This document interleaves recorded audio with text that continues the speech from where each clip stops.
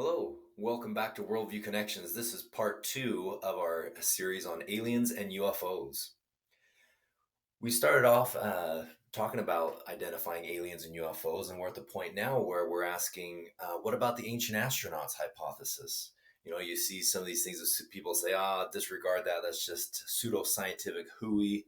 And so there's some pretty interesting things here, though. For example, the Nazca lines.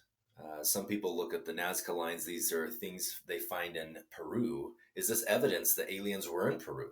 So the basic facts about this is this: you see a picture here. The Nazca lines are a group of very large geoglyphs formed by depressions or shallow incisions made in the soil of the Nazca Desert in southern Peru. They were created between 500 BC and 500 AD, or if you prefer the BCE and CE. So most lines run straight across the landscape, but there are also figurative designs of animals and plants made up of lines. And what makes this unique is that you really can only see them from high up in the sky. So some people, ufologists, will say, are these ancient runways for aliens to locate for UFO landings?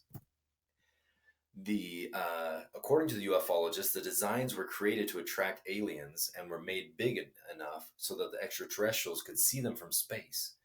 Were these created to attract extraterrestrials? Maybe commanded the ancient people to make these. This here was always interesting. Looks like the alien man. They called the giant. Were these lines created by aliens for territorial markings to be seen from space? So there's different theories about this. And here's an aerial view, kind of a highlight of the Nazca lines in Peru, most of the dominant ones, and they've outlined them with white. And kind of from space, it would look like these zoomorphic shapes as well, monkeys and spiders. But if you look in this corner here, the side here, some ufologists have a special interest in the humanoid geoglyph here. Is this the leading commander? Is this identifying the main species of Earth? Or is it, kind of a signal, land here kind of a thing? Are there references to aliens in the sacred texts of major world religions? For example, researchers find mysterious passages in ancient Hindu, Jewish, and Christian scriptures, and there are others in other that I'll just list a few here, though. But keep in mind, how would ancient humans describe sophisticated technology?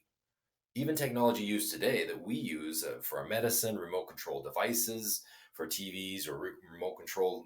I mean, think of our drones that we have now, our computer systems, our transportation, our communication technology. Would we seem like gods or wizards to them, magic beings?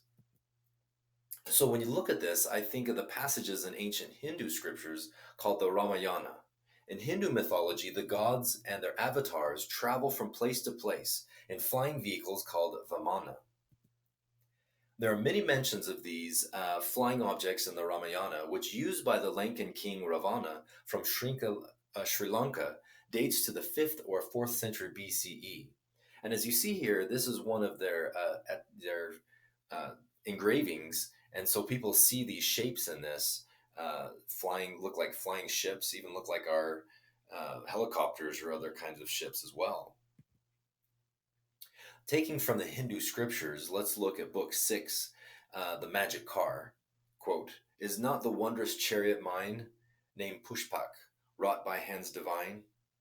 So we see here also in this image an artist's depiction of some of the descriptions that, like these flying, basically flying temples, ships that are, inhabiting hundreds or thousands of people.